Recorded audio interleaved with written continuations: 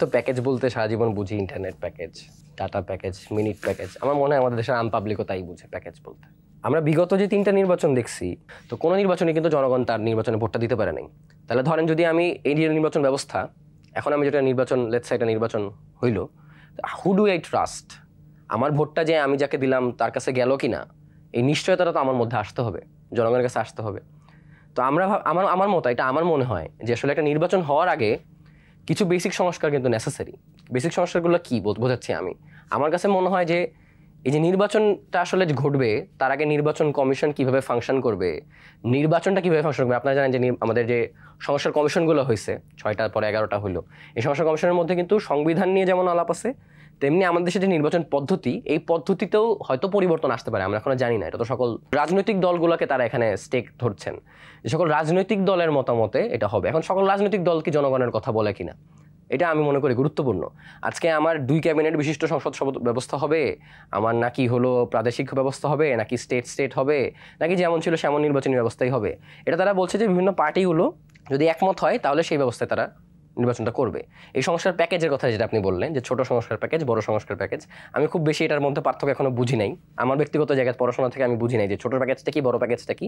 তবে ধারণা করতে পারছি কিছু নিউজ দেখে যে ছোট প্যাকেজটা হইলো যদি সংবিধানের খুব বড় সংস্কার না হয়, লেটস সে আইন, আপনার পুলিশ কমিশনের সংস্কার, আপনার বিচার ব্যবস্থার সংস্কার, নির্বাচন দেওয়ার জন্য প্রয়োজনীয় নির্বাচন কমিশনের সংস্কার, এইটুকু হলে হয়তো ছোট সংস্কার, ছোট প্যাকেজ।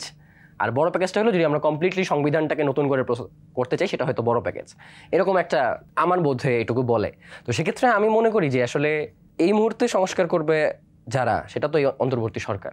এটা কেন বলতেছি, কারণ আমরা যারা এই অভ্যুত্থানে অংশগ্রহণ করেছি, আমরা যারা রাস্তায় নামছি, যারা গুলি খাইছি, যারা খাই নাই, তাদের আকাঙ্ক্ষাটা তারা কার মাধ্যমে পৌঁছেছে জনগণের কাছে? এই লিডারদের মাধ্যমে, সমন্বয়কদের মাধ্যমে। সমন্বয়করা এই গভর্নমেন্টকে লেজিটিমেসি দিছে। এই সমন্বয়করা তাদের যে লিয়াজু কমিটি, নাগরিক কমিটি যাই বলেন, তারা তো এই ইন্টারিমকে লেজিটিমেসি দিচ্ছে। তারা আবার এটা বললে মন খারাপ করে যে আপনারা একই দল, এটা বললে মন খারাপ করে, তাই বলছি না। তো হলো লেটসে তারা তাদেরকে বসাইছে। তো বসাইছে কেন? ইন্টারিম গভর্নমেন্টটা আমি আনছি কেন?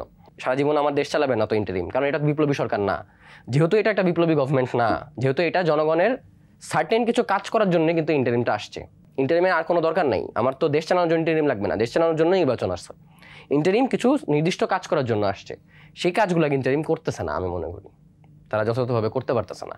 আমার এই যে 7-8 মাস হয়ে গেল, এখনও আমি এই দেশের রাস্তায় প্রতিদিন ভাবি যে আমার মৃত্যু হইতে পারে এটা ছিনতাইকারীর হাতে, আমার মৃত্যু হইতে পারে একটা চাঁদাবাজের হাতে, আমাকে বাস চাপা দিয়ে মারতে পারে, অথবা পুলিশও আমাকে ধরে নিতে পারে, অথবা আরও যদি আমি নারী হই, তাইলে তো এখন আমার এই মুহূর্তে এই দেশের মতো অনিরাপদ 7 মাসে এটা আমরা আসলে ভাবি নাই যে 7 মাস পরে এই অবস্থায় আমরা আসবো।